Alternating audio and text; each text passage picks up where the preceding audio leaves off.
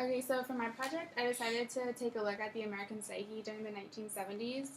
So a psyche is the similar mindset or thought process of a group of people, and so when you're looking at a population constricted by boundaries of a national identity, there are a lot of factors that come to mind when determining the national psyche. So I decided to take a look at the 1970s because it was a bit of a low point for the United States. There seems to be a string of unfortunate events throughout the decade that have come to define the decade in many ways, but also because I see a lot of similarities to the current state of our nation. There seems to be something terrible happening on the news every day, whether it be like issues in the Middle East to a school shooting to a national disaster, or the mess that is Washington. So I thought it'd be interesting to get a better understanding of the psychological path our country took during that time. Um, so I've based a lot of my research around this quote from historian David Farber's book America in the 1970s, and I think it really captures the essence of the decade, so I just wanted to push a little bit further. So the quote reads, in the backwash of political and economic crisis, Americans dealt with a productive uncertainty about the meanings of happiness, success, patriotism, and national identity. Um, so to start off, I just want to give a little bit of a timeline. There are many notable events that took place throughout this decade that are critical to have in mind when examining the nation's psyche, and also just like a forewarning, some of the images are like a little graphic. So this is a very iconic image from the Kent State Massacre, which is the shooting of 4 unarmed college students by the Ohio National Guard on May 4th, 1970, which caused even greater dissatisfaction with American involvement in Vietnam. Um, this again is a very iconic image, widely referred to as Napalm Girl. It clearly depicts the barbarity and brutality of the warfare in Vietnam, and this image was taken on June 8th, 1972.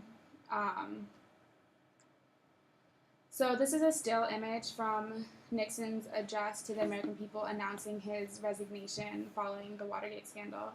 So I have a brief soundbite of the address to play too.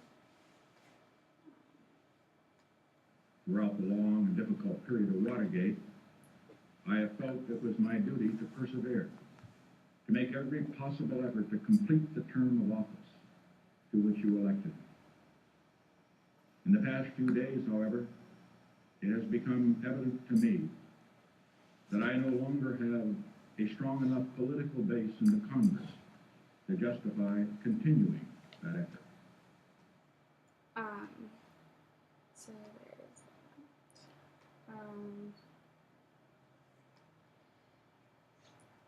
So then, this is an image that depicts the oil crisis of 1973. In response to U.S. aid to Israel, OPEC proclaimed an oil embargo, and the embargo lasted 5 months. And throughout that period, oil had risen from $3 a barrel to nearly $12.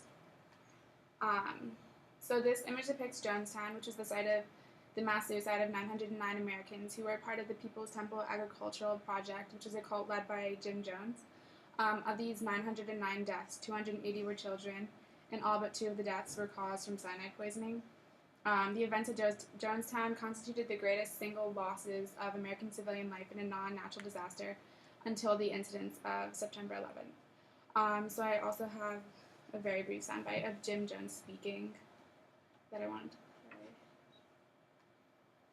Actually, I'm quite a very humble essence of being. I don't like to discuss my own worth, but I have to tell you that the universe would not run without me.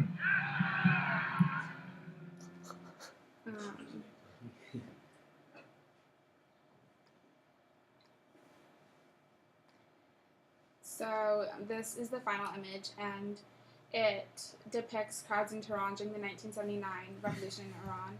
The Iranian people overthrew the Shah, who had supported the United States and put in place an Islamic republic headed by Ayatollah Khomeini. So this is also the time of the Iranian hostage crisis. So I stumbled upon this theory commonly known as the Me decade. So the 1970s were plagued with a popular distrust in government, rooted in a newly strong, consolidated presidential power, a faltering economy, and a fragmented social structure due to challenges from various minorities.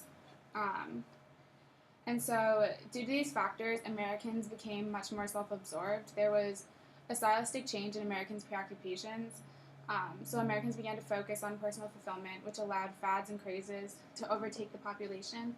So this growth of narcissism sparked an awareness of many of the new left that the political essence of the counterculture, its emphasis on decentralized power, participatory democracy, and an attack on multinational capitalism was being abandoned, even as the form of the counterculture, its liberated sexuality, rebellious style, and cultural innovations were being assimilated into the mainstream. Um, so what's most interesting to me that I've discovered from this project was the way that vast populations of people adjust and react so similarly to kind of crisis. It's important to note that every generation, every decade, will deal with its own set of circumstances, and a generation must not let themselves be defined by the misfortunes that came their way.